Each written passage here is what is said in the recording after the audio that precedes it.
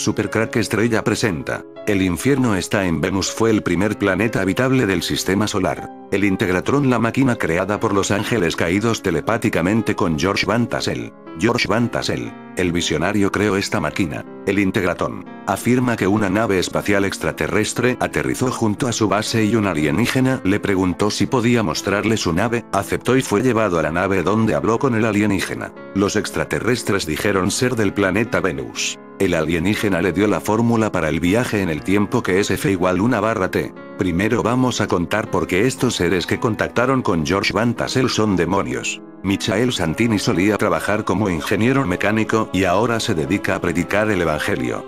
Según él, el infierno está en Venus, el planeta, y escribió un libro entero para explicar su teoría. El Abismo Negro es una película de ciencia ficción que produjo Disney en 1979 para tratar de aprovechar el fenómeno de Star Wars.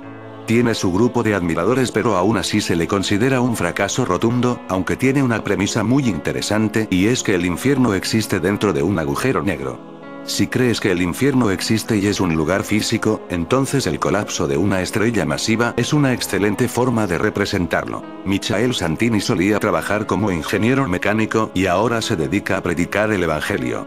Aunque su idea de infierno es un poco distinta. Según él, el infierno está en Venus, el planeta, y escribió un libro entero para explicar su teoría. El libro se llama Venus. No te acerques. Lo que la ciencia y la religión revelan sobre la vida y la muerte. En la página 11, Santini promete una descripción honesta y directa de un lugar famoso y repugnante. Santini asegura que escribió el libro para que la gente tenga un concepto más real del infierno y le teman al castigo eterno. Contacté a Santini, quien dijo haber trabajado en el sistema de comunicación satelital Milstar y en otros proyectos clasificados, para averiguar cómo es que llegó a una conclusión tan poco común. En la antigüedad, en la mitología romana, Lucifer era la divinidad de la luz y del conocimiento, en latín significa portador de luz, asociado con el planeta Venus. Su equivalente griego era Eósforo o Fósforo. La interpretación que se da a esta asociación es que, como Venus es el astro visible más brillante después del Sol y la Luna, y debido a que su órbita es visible al este en las últimas 3 horas antes del amanecer, de ahí que los antiguos consideraban que anunciaba o portaba la luz del Sol. Dice, ¿por qué te interesa saber la ubicación física del infierno? Michael Santini, lo sospechaba desde hace años. Lo que me dio la idea fue que, según la Biblia, Jesús va a regresar a la tierra con un cuerpo físico similar al que tenía en su resurrección. Después del juicio final, la gente va a entrar al lago de fuego. Pensar que tierra va a seguir existiendo después de que regrese Cristo y establezca su reino me hizo reflexionar, y por eso busqué el lugar a donde va a ir toda la gente que no se quede en la tierra. Venus es el primer candidato, el modelo, por así decir, del lugar a donde va a ir la gente después del juicio del gran trono blanco. ¿Por qué crees que el infierno está en Venus?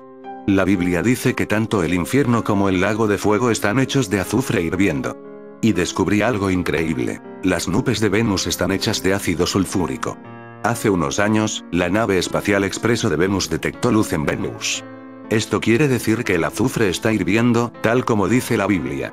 Una cosa es que haya azufre en la Tierra y otra muy distinta es que esté en la atmósfera. Y en Venus hay mucha luz. ¿Puedes darme otra razón para creer que Venus es el infierno? La Biblia dice que el fuego es un fuego eterno que no se puede apagar. La temperatura del planeta es de 464 grados. Hierve noche y día. ¿Pero qué hay de la noche, cuando el planeta gira? ¿No oscurece en Venus? Pues no, su calor no se extingue. Sigue estando a 464 grados toda la noche por las nubes de azufre y la densidad del dióxido de carbono encierran el calor. La Biblia dice que el infierno es un lugar de fuego eterno y Venus es el único planeta en el sistema solar donde existe hay fuego eterno. ¿Por qué decidiste escribir este libro? ¿Para qué sirve saber la ubicación del infierno? ¿Acaso eso va a hacer que la gente lo evite? Bueno, suponiendo que eso es lo que quieres. Porque hay mucha gente que no tiene fe y no cree en el infierno. Tampoco en el cielo. No hay forma de hacer que les entre en la cabeza el concepto de infierno. Quiero convencerlos de que Venus es el modelo perfecto de la ubicación del infierno. Todas las descripciones del infierno coinciden con las del planeta. Quiero que tengan miedo y que se preocupen porque es posible que exista el infierno. Dios puede regresar y enviarlos a él. Dicho de otro modo, quiero hacer que la gente que piensa que el infierno no es más que un lugar imaginario diga, no, espera, está en el sistema solar. Ahí está. Tal como dice la Biblia. Asústense. Preocúpense. Acérquense a Jesús. Risas, a lo que voy es que deberían preocuparse por la vida después de la muerte. ¿Y cómo se ve el infierno? En el último capítulo hay una ilustración de 6 hombres condenados a ir a Venus. Están platicando sobre su situación dentro de unos tubos de lava, porque hay muchos en Venus. En general es muy lúgubre. Si observas con atención las imágenes del libro, vas a ver que no hay nada en el planeta más que campos de lava. Los hombres están aburridos. Muy aburridos. Y sus cuerpos espirituales inmortales tienen mucho calor. No están ardiendo, pero se sienten mal. No tienen agua que tomar. Incluso en la vida después de la muerte, en la revelación, la gente de la Tierra come, bebe y celebra con Jesús. Sin embargo, en Venus no puedes comer ni beber y nunca vas a poder saciar el hambre y la sed. El infierno es un lugar de deseos que nunca vas a poder cumplir. El infierno consiste en 2 cosas: estar lejos de Dios y no poder cumplir tus deseos. Entonces, si sabes la ubicación del infierno, ¿también sabes quién es el diablo o cómo se ve? No sé cómo se ve el diablo. Lo que sí sé es que Satán y sus secuaces van a ir a Venus después de la segunda venida. Porque cuando Jesús regrese no va a tolerar que estén cerca esos entes. Por el momento, el diablo está en la tierra haciendo travesuras, cosas horribles como el holocausto y la trata de personas. Satán es la causa de muchas cosas malas en el mundo. Por el momento está haciendo de las suyas en la tierra, pero va a tener que irse a Venus cuando el Señor regrese. Va a vivir ahí junto a su ejército demoníaco. No les recomiendo ir a Venus porque se van a encontrar a espíritus malignos. Entonces, si van al infierno, no solo van a sufrir el castigo eterno, sino que van a tener que cuidarse de Satanás. El infierno es un páramo vasto. De hecho, estoy seguro de que Satanás y su ejército van a estar en una región lejos de la humanidad condenada. En parte, el castigo para los pecadores va a ser el miedo y la angustia de estar en el mismo planeta que el diablo. ¿Y qué va a pasar cuando podamos viajar a Venus? ¿Vamos a poder convivir con los muertos? Ya contamos con la tecnología para ir a Venus y aún así no hemos ido.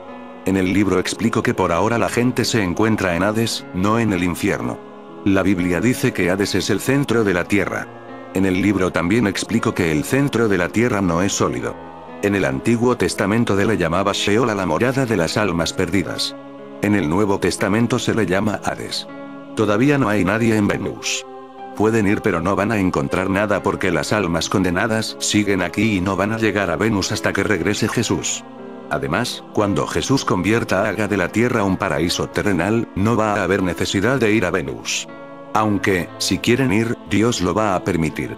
Dios nos da todo. Si quisiéramos ir, vamos a poder hacerlo en la vida después de la muerte. Venus es el planeta cuya relación e influencia sobre la Tierra es la más prominente. Porque de acuerdo con la doctrina oculta, ese planeta es primogénito a nuestra Tierra, y su prototipo espiritual. Esto se debe a que todo planeta tiene su estrella progenitora y su planeta hermano. De aquí que la Tierra sea la hija adoptiva y hermana menor de Venus, pero sus habitantes son de su propia especie. O sea que aunque Venus tiene un papel oculto muy importante en la formación de la Tierra, los seres que habitan la Tierra no provienen de Venus y tienen su propia evolución.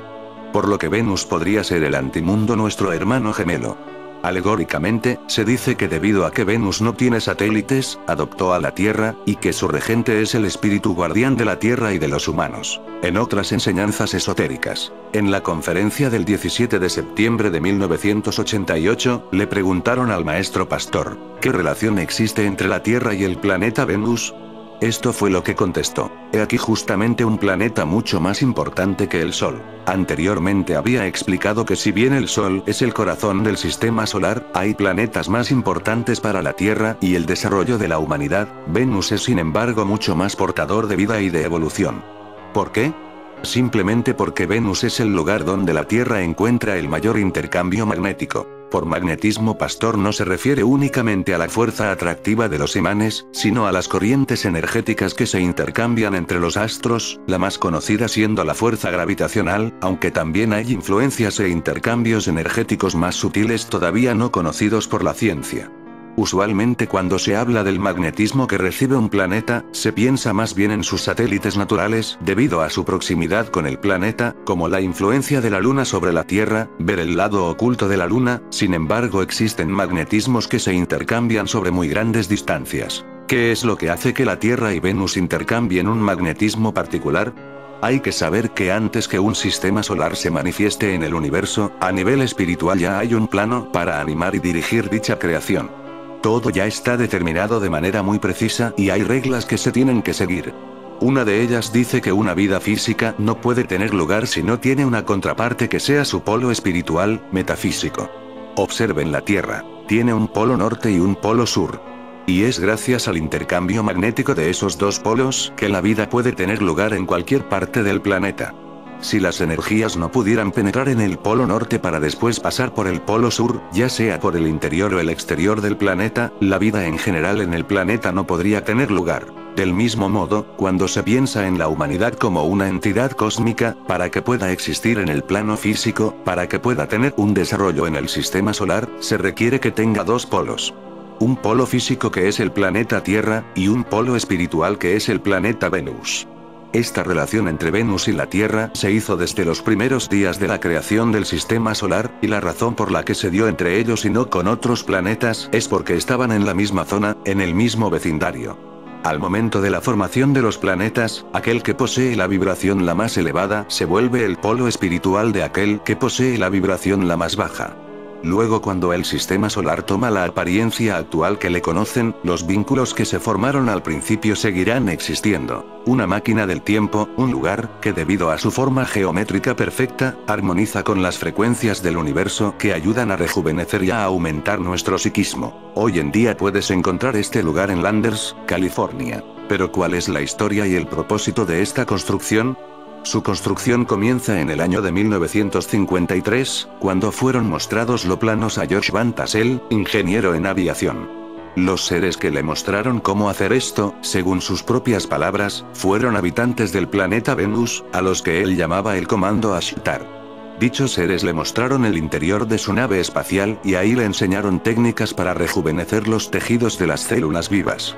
Al año siguiente, en 1954, Van Tassel empezó la construcción de un edificio circular muy extraño al que llamó Integratón, una especie de máquina del tiempo que permitiría rejuvenecer a los seres vivos que allí ingresaran. Debido a sus vórtices de perfecta geometría, a su arquitectura energética y a los sonidos que produce el viento dentro del recinto, es posible sanar y curar ciertas enfermedades físicas y mentales solo acostando al paciente en el lugar y dejándose influenciar por la atmósfera y energías que ahí circundan y penetran.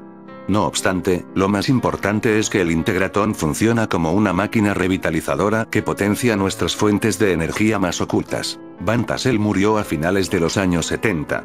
Pero la construcción continúa ahí, en el desierto, y sin duda es uno de los lugares más especiales que uno pueda visitar en el mundo entero. Actualmente la construcción pertenece a las hermanas Joanne, Nancy y Patty Carl, las cuales promueven el Integratón como una estructura de acústica perfecta y declaran que es objeto de estudio tanto para la ciencia, como para la música, acústica, neuroacústica, arquitectura, curación por energía, medicina alternativa, parapsicología y espiritualidad. Los días que dejan accesar al público en general, normalmente hacen una presentación las hermanas Carl y realizan baños de sonido, con cuencos de cuarzo. George Washington Van Tassel, llamado así por su abuelo, nació el 12 de marzo de 1910 en Jefferson, Ashtabula, Ohio, siendo el segundo hijo de Paul Russell Van Tassel y Myrtle Adelia Paine Van Tassel, una pareja de clase media relativamente próspera y razonablemente acomodada.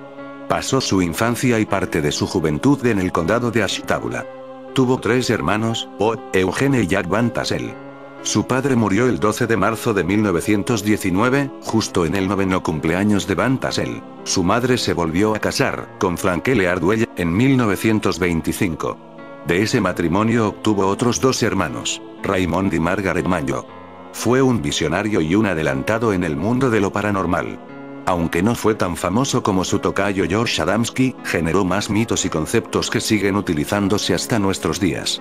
Introdujo el término canalización para indicar la comunicación con seres de otros mundos, otras dimensiones u otros planos, y con el afán de diferenciarse de los mediums del siglo que le antecedió. También inventó el personaje llamado Ashtar, que sigue enviando sus mensajes a otros canalizadores. Antes de que estuviera de moda dijo que el gobierno estaba suprimiendo la evidencia de los ovnis. Afirmó que los seres humanos podrían superarse con vibraciones eléctricas y se jactó de competencias en las áreas de la telepatía y telequinesis. Predijo la Tercera Guerra Mundial y la devastación nuclear, aunque dijo que los extraterrestres podrían interceder si hubiera una guerra nuclear. No lo inventó, pero fue parte fundamental del movimiento llamado Nueva Era, que surgió en la posguerra como una respuesta claramente mesiánica en medio de los temores de un apocalipsis mundial. Y fue uno de los primeros contactados en generar su propio culto religioso, justo en el estado en donde luego aparecerían otras sectas de corte ufológico, como la Cienciología o Heaven's Gate. Frank Cardwell era un vendedor de seguros y a la familia le fue bien en la década de 1920. Vivían en el 350 West Ave. Ashtabula. En un reportaje sobre George, en el Plain Dealer, de Ohio, de 1996, se decía que el futuro contactado se pasaba las horas rezando. Su hermana Margaret lo recordaba como muy hábil en la mecánica. Hizo una montaña rusa desde la parte superior del granero y un trineo bob. George terminó la escuela secundaria en el 10º grado. Durante sus años de adolescencia, Van Tassel se interesó en el vuelo. George Van Tassel tenía una fascinación especial con los aviones. Con el tiempo adquirió su licencia de piloto en 1927, dejando la escuela para trabajar en el Cleveland Municipal Airports. Permanecería en el condado de Ashtabula hasta los 20 años, cuando se mudó a California en busca de oportunidades en los ámbitos de la aeronáutica y las pruebas de vuelo, aunque en un primer momento trabajó para un garaje en Santa Mónica, propiedad de su tío Glenn Payne, donde permaneció hasta ganarse un puesto en la Douglas Aircraft como ingeniero mecánico e inspector de pruebas de vuelo. George Van Tassel, creador del Integratron, poseía amplios conocimientos eléctricos y una gran sensibilidad por los asuntos espirituales, pionero del movimiento OVNI, autor, visionario, inventor, ingeniero aeronáutico y piloto de pruebas de reconocido prestigio. Tras una trayectoria ejemplar en la aviación, en 1947 se traslada con su familia a Giant Rock en el desierto de Mojave cerca de Landers, California. Tras la extraña muerte del constructor de una pequeña vivienda bajo una roca gigantesca que se conoce con el nombre de Giant Rock, venerada por las tribus locales desde tiempo inmemorial, Van Tassel alquila los terrenos Giant Rock y se instala con su familia. Para cuando George Van Tassel se instala allí, la roca tenía ya fama de ser un faro para el aterrizaje de nuestros hermanos del espacio exterior y sus platillos volantes. En el 52 comienza a realizar sesiones semanales de meditación y encuentros reales con extraterrestres. Una nave proveniente del planeta Venus aterrizó, me despertó y me invitaron a subir con ellos. Fue entonces que los extraterrestres me entregaron las técnicas para rejuvenecer los tejidos de las células vivas. Los extraterrestres dijeron ser del planeta Venus, intercambiando con ellos valiosísima información tecnológica. Los venusinos, al parecer, son seres como nosotros, pero mucho más pacíficos y espiritualmente avanzados. Declararon estar muy preocupados por el destino de la humanidad. Su principal mensaje era de paz, y gracias a su información tecnológica y lo que aprendió de ellos, Van Tassel decidió iniciar entonces la construcción de un edificio que, concentrando las energías electromagnéticas de la Tierra, funcionara como una fuente de la eterna juventud. El principio era simple. El edificio, en forma de cúpula, concentraría en grandes cantidades un tipo de energía que recargaría las células, recomponiendo los tejidos y manteniendo a la persona joven para siempre. Una máquina del tiempo en toda regla. O más precisamente, una máquina de rejuvenecimiento, como la llamó su creador. Van Tassel dedicó los siguientes 25 años a la construcción del Integratron, como denominó a su cúpula de la eterna juventud.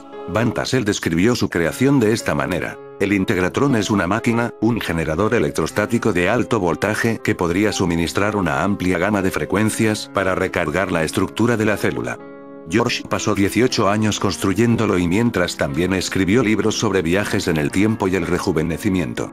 Obras como Y rodea Flying Saucer, donde recoge algunas de las enseñanzas de Solgonda, una extraña raza de seres espaciales como dioses. The Council of Seven Leagues, 1958, Into This World and Out Again, Religion and Science Merger, y When Stars Look Down, donde relataba sus experiencias. El Integratron acabó siendo un ejemplo de arquitectura único en el mundo. Es una construcción en forma de cúpula de unos 11,5 metros de altura por 16,7 de circunferencia, construido íntegramente en madera y fibra de vidrio, utiliza las propiedades curativas de la geometría sagrada, que comparte con famosos edificios como la Basílica de San Pedro. La ubicación del Integratron es una parte esencial de su funcionamiento y se decidió sobre la base de un complejo conjunto de teorías, que incluyen el campo magnético de la Tierra, y su relación con la Gran Pirámide de Egipto y Giant Rock, la roca más grande del mundo. El diseño del Integratron se basa en el Tabernáculo de Moisés, los escritos de Nikola Tesla y las instrucciones de los extraterrestres. Según Van Tassel, el Integratron se encuentra en una intersección de fuerzas geomagnéticas de gran alcance que, cuando se centra en la geometría única de la construcción, se concentrará y ampliará la energía necesaria para el rejuvenecimiento y la curación. También hay un gran acuífero subterráneo. Estos elementos combinados con una gran concentración de cuarzo, oro, cobre y granito dan como resultado un poderoso vórtice de energía.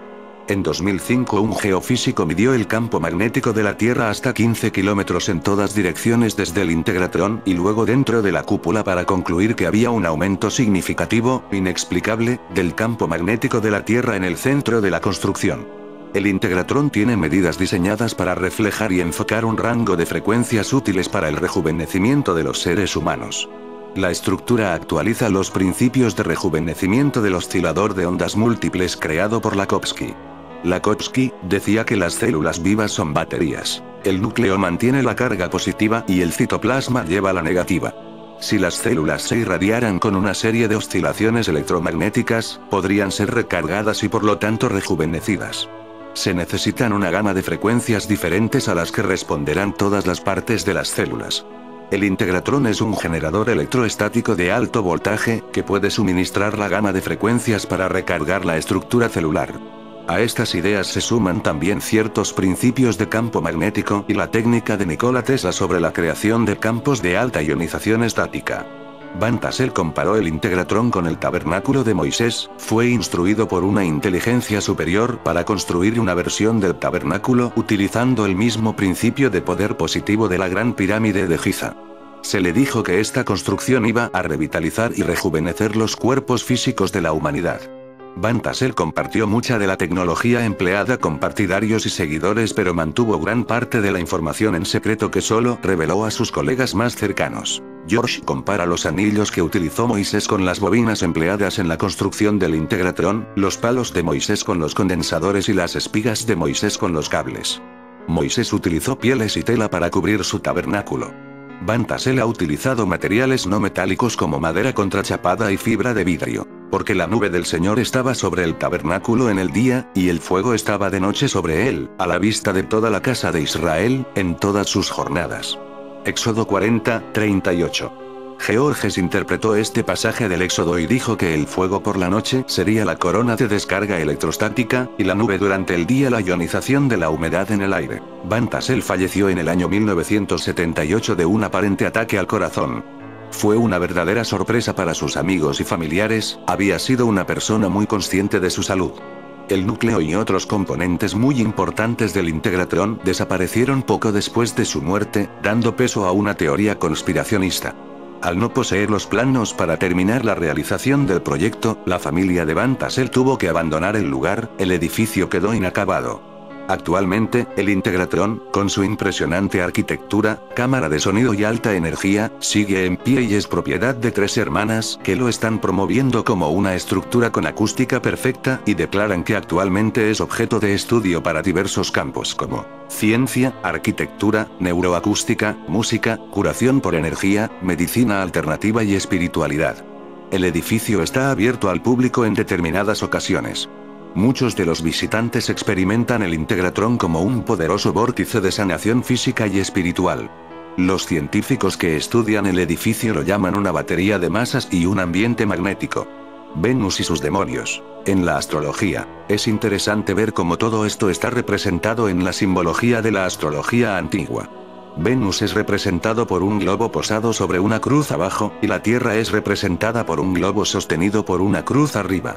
En la antigüedad, esotéricamente, esos dos símbolos son las dos mitades de un símbolo más completo, que cuando se unen muestran esa realidad que los dos planetas son hermanas gemelas y que la Tierra está subordinada a Venus, como lo señala Blavatsky. Por lo tanto las dos son llamadas las hermanas gemelas, pero el espíritu de la Tierra, el logos planetario de la Tierra, está subordinado al señor de Sukra, el logos planetario de Venus. Nuestros sabios representan los dos globos, uno sobre el otro bajo el signo doble, más la cruz. Planetas gemelos. Blavatsky dice algo increíble, y es que lo que sucede en la Tierra se refleja en Venus y viceversa. Cada pecado cometido en la Tierra es sentido por Usana Sukra Venus. Cada cambio en Sukra es sentido y reflejado por la Tierra. Esto se debe a la fantasiosa interpretación de la tradición arcaica, que establece que Venus cambia simultáneamente, geológicamente, con la Tierra. Que todo lo que ocurre en la una, se produce también en la otra, y que muchos de sus grandes cambios son comunes a las dos. Aunque esa afirmación parezca descabellada. Reflexionándolo, no me sorprendería que fuera cierta.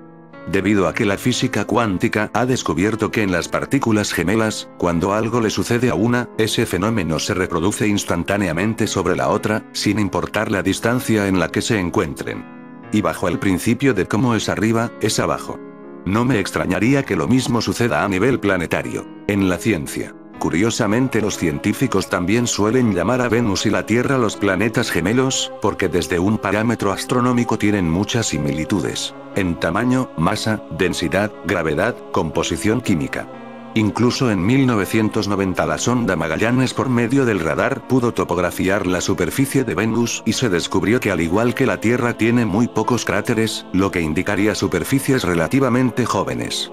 Debido a estas similitudes, en un principio se creyó que debajo de sus densas nubes, Venus sería muy parecido a la Tierra y que incluso podría haber vida.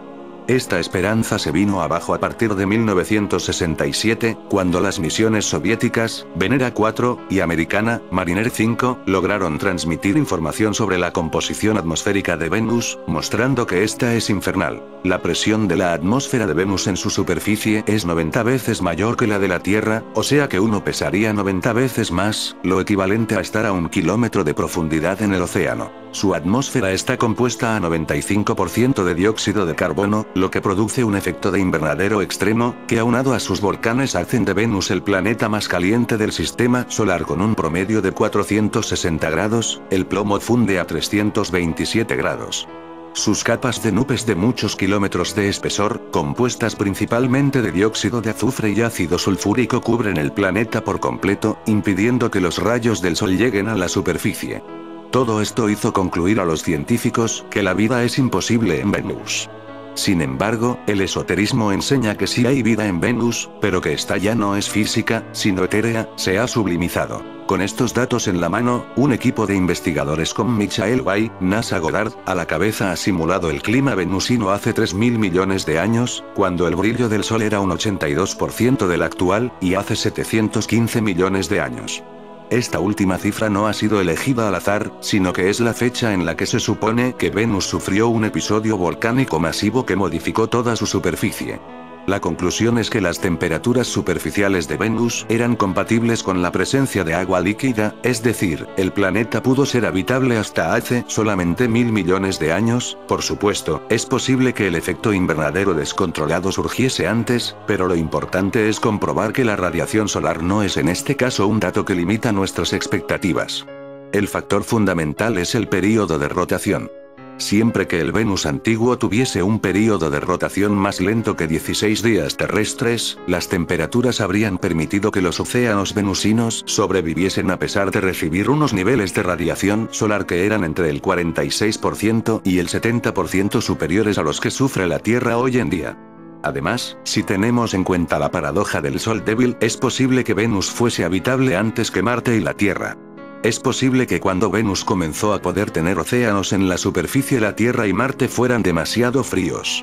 La simulación demuestra que el Venus de hace 2.900 millones de años pudo tener niveles de precipitaciones lluviosas similares o superiores a los terrestres, pero solo en una banda de 20 de latitud centrada en el ecuador. Por este motivo se recomienda que una futura misión a Venus aterrice en Afrodite Terra o Beta Regio, dos continentes venusinos situados cerca del ecuador, con el fin de buscar señales de erosión en las rocas.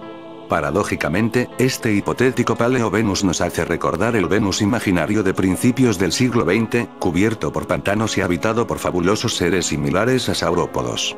Ni qué decir tiene, se trata de un modelo muy simple, pero demuestra la importancia de la rotación en el clima de los planetas terrestres. No olvidemos que el período de rotación de la Tierra era menor antiguamente.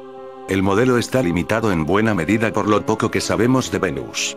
Necesitamos disponer de un mapa de mayor resolución de la superficie para estudiar sus características en detalle. No se han encontrado evidencias de tectónica de placas en Venus, pero sí de vulcanismo y un análisis de la atmósfera y el suelo que permita medir la proporción de isótopos de varios elementos, especialmente gases nobles, para hacernos una idea de los procesos de formación de nuestro planeta vecino. Si es cierto que Venus fue habitable hasta hace relativamente poco y es un condicional muy grande, el estudio del planeta vecino sufriría un impulso enorme. Quizás Venus sea el Marte del futuro en cuanto a la exploración espacial se refiere. Un mundo hostil para la vida en la actualidad, pero que pudo ser habitable en el pasado. 23 de enero 2012. Un científico ruso afirma haber descubierto vida en Venus después de analizar las fotografías tomadas por una sonda soviética que aterrizó en la superficie del planeta hace 30 años. Las imágenes, tomadas por la sonda Venus 13 en 1982, han sido reexaminadas por Leonid Ksanfomality del Instituto de Investigación Espacial de la Academia Rusa de Ciencias. Ksanfomality dijo que las imágenes mostraron un cuerpo con forma de escorpión, un disco y un flap negro, que aparentemente se movían conforme la cámara de la sonda registra la escena. ¿Una forma de vida? El científico ruso Leonid Ksanfomality afirma que esta imagen, tomada de una sonda que aterrizó en Venus en 1982, muestra una forma de vida en forma de escorpión. Fotos espaciales del planeta Venus tomadas en la época soviética mostraban objetos con propiedades de seres vivos, según un artículo reciente publicado por científicos rusos del Instituto de Investigaciones Espaciales de la Academia de Ciencias de la Nación Euroasiática. Las imágenes datan de los años 70 y 80 del siglo pasado. La serie de imágenes de Venus fue capturada en 1975 por los aparatos Venera 9 y Venera 10 y, luego, en 1982 con ayuda de los aparatos Venera 13 y Venera 14. El artículo revela que en estas vistas panorámicas se encontraron objetos con un tamaño de 0,1 hasta 0,5 metros, que cambiaban en el proceso de grabación. Entre los elementos que llamaron más la atención de los científicos, figuran un disco que cambia su forma, un parche negro y un objeto que se parece a un escorpión. Según la hipótesis de los investigadores, el aparato hacía un fuerte ruido cuando aterrizaba en la superficie, por lo que una parte de los habitantes abandonaron la zona de peligro y no aparecen en las siguientes imágenes. Sin embargo, algunos de ellos, por ejemplo, el que se parecía a un escorpión, resultó atrapado por el terreno durante el aterrizaje y poco a poco logró salir, lo que explica que tarde media hora en aparecer. Sugieren que hay vida en la atmósfera del planeta Venus. Aunque la superficie de Venus es un lugar hostil para la vida, dadas sus altas temperaturas y enorme presión atmosférica, las nubes de ese vecino planeta podrían albergar microorganismos, según un nuevo estudio, publicado en la revista Astrobiology. Castillos en el aire. La solución de la NASA para vivir en Venus. Más cerca del infierno. Aparentemente existe la posibilidad de construir ciudades habitables por encima de las nubes de Venus, que le permitirían a los humanos vivir cómodamente. Consiste en módulos expansibles que flotarían en un lugar muy específico de la atmósfera de Venus. Los científicos de la NASA aseguran haber encontrado un sweet spot en Venus. Se trata de un lugar a casi 50 kilómetros del suelo, por encima de la capa más densa de la atmósfera. En ese punto, la presión y la gravedad son solo un poco menores a las de la Tierra y la temperatura, 17 grados centígrados más elevada.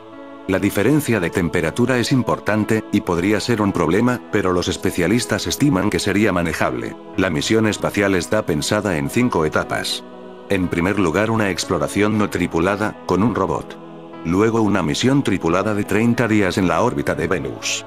Posteriormente, una misión tripulada, también de 30 días, a la propia atmósfera del planeta.